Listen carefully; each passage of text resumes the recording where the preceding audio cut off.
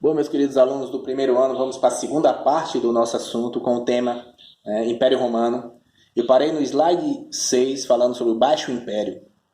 Colonato, substituição do trabalho escravo pelo trabalho servil, pagamento de impostos pelo uso da terra e pela proteção militar. Êxodo urbano, formação das vilas, fixação do trabalhador à terra, base da servidão feudal.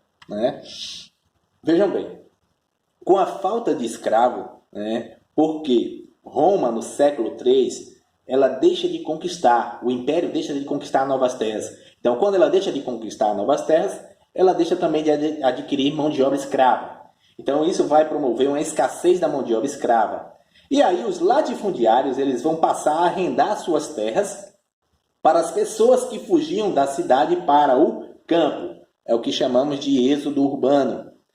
Mas por que os romanos eles começaram a fugir das cidades para os campos? Foram vários motivos. Um dos principais motivos foi a invasão dos povos bárbaros, certo? Povos bárbaros eram chamados pelos romanos aqueles povos que não faziam parte da cultura romana. Eles denominavam de bárbaros. Então, esses povos eles invadiram, ultrapassaram as fronteiras romanas de forma violenta, passaram a ocupar as cidades de forma violenta, e as pessoas começaram a fugir para o campo. Além das invasões bárbaras, vamos ter também os aumentos dos impostos e a elevada inflação. Isso fez com que gerasse esse êxodo urbano, certo? Expansão do cristianismo. Imperador Constantino, Edson de Milão, liberdade de culto ao cristianismo. O imperador Constantino ele vai se converter ao catolicismo. E em 313, ele vai criar o chamado Edson de Milão, com o objetivo que os discípulos de Jesus, que propagavam a ideia do cristianismo, não fossem mais perseguidos. O que ficou determinado na chamada liberdade de culto ao cristianismo, pelo Edson de Milão. Depois vamos ter o imperador Teodósio, que em 380 vai criar o chamado Edito de Tessalônico, criação da Igreja Católica Apostólica Romana, religião oficial de Roma. Ou seja, o imperador Teodósio ele vai por fim a ideia do politeísmo, a crença nas divindades. Ou seja, vai acabar com a crença ao culto ao imperador, às divindades, e tornar o cristianismo como religião oficial de Roma, a partir do chamado Edito de Tessalônico, certo? Enfraquecimento das fronteiras, invasões bárbaras, início, migrações para o interior do império, Roma tenta sem sucesso integrar os bárbaros ao exército. Século IV, início das invasões armadas dos bárbaros, Roma ainda tentou, de certa forma, contratar mercenários para proteger as fronteiras, o que não deu certo. Que cada vez mais povos bárbaros conseguiam ultrapassar essas fronteiras, porque essas fronteiras romanas já estavam vulneráveis. A administração romana estava vulnerável.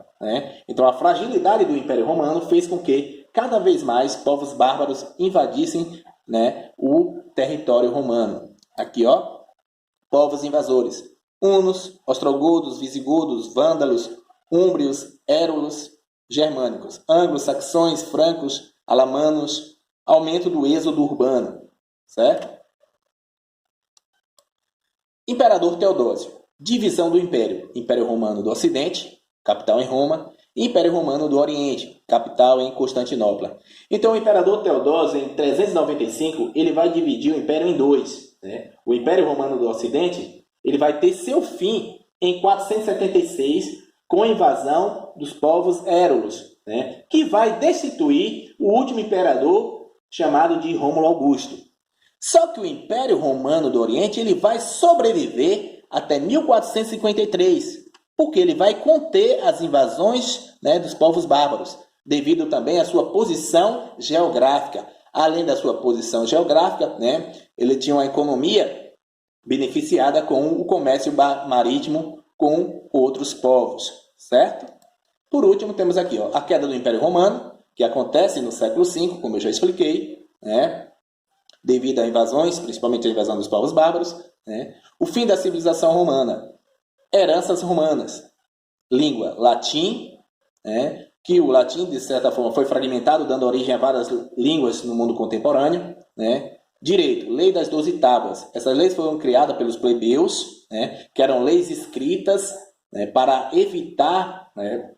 O abuso dos patrícios, né? Eram leis para beneficiar os interesses da classe plebeia, né? E a religião oficial se tornou o cristianismo, né? Que cresceu cada vez mais, principalmente no mundo feudal, se tornando a única instituição religiosa do período medieval, certo?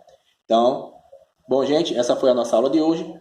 Façam o capítulo 7, né? E até a próxima aula.